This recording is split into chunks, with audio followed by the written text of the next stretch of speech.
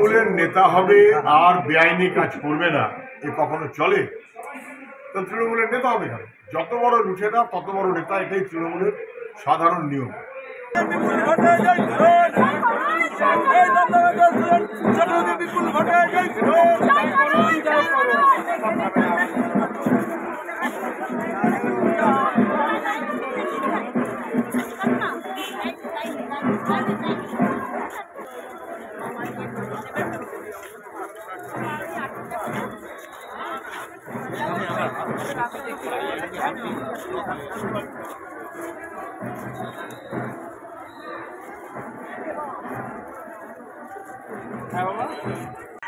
আজকে একটা মারাত্মক কথা মমতা ব্যানার্জি বলেছে হলদিয়া, যে ইন্ডিয়া জোট পশ্চিমবঙ্গে হয়নি, তার কারণ সিপিএম এবং কংগ্রেস বিজেপির কাছ থেকে টাকা খেয়ে নিয়েছে বিজেপিকে জেতাবার জন্য, সিট দেওয়ার জন্য, তাই জোটটা হয়।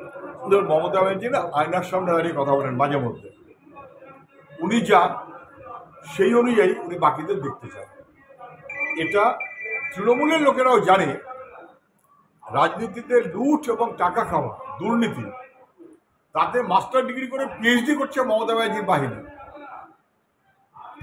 সেই অপরাধ নিজেদের তৃণমূলের গোটা বাহিনী জানে, সেটা অন্যদের ঘাড়ে চাপিয়ে দেওয়ার প্রচেষ্টা করাটা একটা ঘোরতর বিপজ্জনক এবং অন্যায়, এবং এটা তৃণমূল করতে পারে, একমাত্র তৃণমূলের পক্ষে এটা সম্ভব। ওরা 3 জন অন্তত বিজেপির এমএলএ এবার তৃণমূলের প্রার্থী, তৃণমূলের নেতারা বিজেপির প্রার্থী। এই যখন বিজেপি তৃণমূলের সম্পর্ক, এখন বলছে পশ্চিমবাংলাতে নাকি কি বলে ইন্ডি জোট হয়নি, ইন্ডিয়া অ্যালায়েন্স হয়নি, তার দায় সিপিএম এবং কংগ্রেস বিজেপির কাছ থেকে টাকা খেয়েছে। এসব ফালতু কথা বলার কোনো মানে আছে নাকি? মমতা ব্যানার্জি বিজেপিকে সাহায্য করে বলে বাম কংগ্রেস ঘোষণা করি মমতা ব্যানার্জির ছায়া স্পর্শ করতে রাজি না, কারণ নরেন্দ্র মোদী পশ্চিমবাংলায় বিজেপিকে বিকাশের জন্য সবচেয়ে বেশি ভরসা করেন মমতা ব্যানার্জি।